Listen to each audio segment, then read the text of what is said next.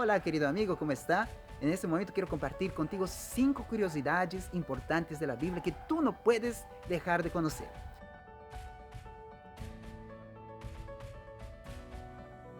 Primera curiosidad.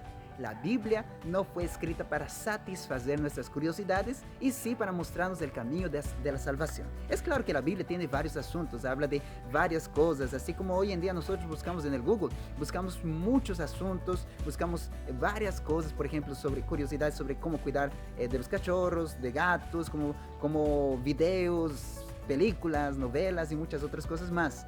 Pero la Biblia no fue escrita para satisfacer tus curiosidades y sí para mostrarte el camino de la salvación que está en Cristo Jesús.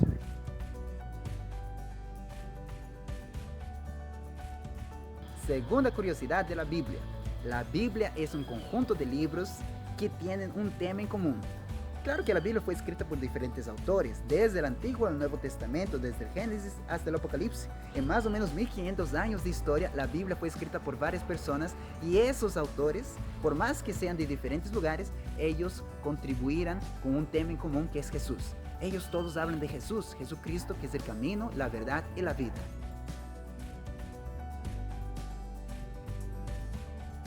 Tercera curiosidad de la Biblia.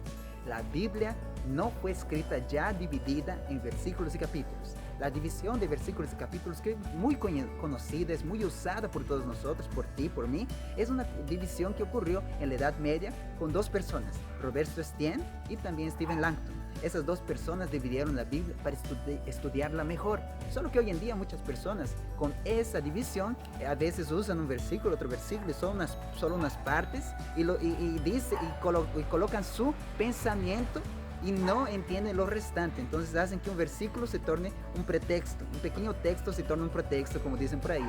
Y así se pierde el mensaje en común que la Biblia nos da. Porque la Biblia no es un libro separado. No son libros separados, no son partes separadas, no son capítulos separados. La Biblia tiene que entenderse junta, porque es un libro en común. Ella fue escrita, dividida en libros, en parágrafos, como nosotros sabemos que todo escrito es dividido en parágrafos, y así la Biblia vino hasta nosotros.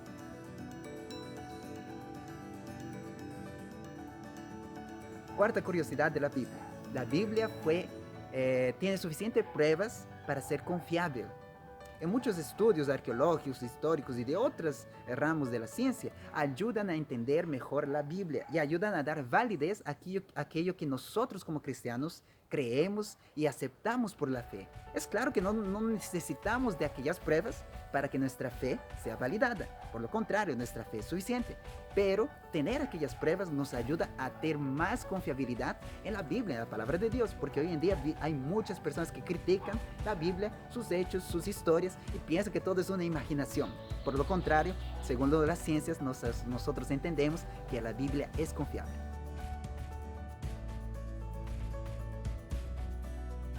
Curiosidad de la Biblia.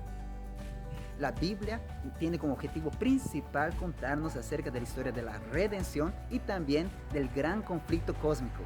Entonces esos dos temas son muy comunes en toda la Biblia porque justamente los dos temas se relacionan con Cristo. Cristo es el centro de la Biblia, pero esos dos temas ellos nos ayudan a entender mejor el por qué Cristo está en el medio de la historia. Por ejemplo, la historia de la redención nos cuenta que Jesús nos ama, que Jesús nos creó, que Jesús sabe que caímos y que Jesús está haciendo un plan para rescatarnos y posteriormente en el final de la historia de la humanidad, Él va a volver por la segunda vez. Entonces eso nos muestra que el plan de salvación está aconteciendo. Entonces esa es la historia de la redención. Y también vemos el tema del gran conflicto, el gran conflicto entre Cristo y Satanás, entre el bien y el mal. Y en ese gran conflicto estás tú y yo, estamos todos nosotros. Entonces esos son los dos temas más interesantes de la Biblia y por medio de ellos dos nosotros podemos entender cuál es nuestro papel en este mundo, nuestro propósito y también nuestro destino. Que Dios bendiga tu jornada espiritual y que tú creces cada día más con Cristo.